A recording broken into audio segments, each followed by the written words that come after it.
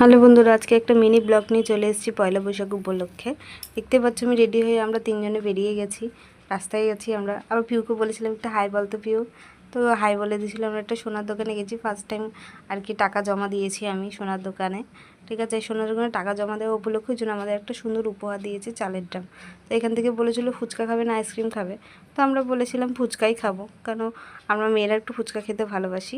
তো এই জন্য খুব সুন্দর দোকানটা সাজিয়েছে, দেখতেই পাচ্ছ, দারুণ হয়েছে। তো আমরা ওই পাশে চলে যাচ্ছিলাম, যেহেতু ফুচকা ওই পাশে আছে বলে। তো ফুচকাটা আমাদের পেছন দিকে ছিল, তো একজন ওখানে দাঁড়িয়ে ফুচকা খাচ্ছিল, দেখতেই পাচ্ছ। এরাও আর কি চলে গেল, ফুচকা খাওয়া হয়ে গেছে, এনারা খাচ্ছিল, এনাদের শেষ হলো, তো আমরা আর কি দাঁড়িয়েছি। তো আমরা আবার একটা অন্য দোকানে এসেছি, যেখানে আমাদের বৌদির করা আছে।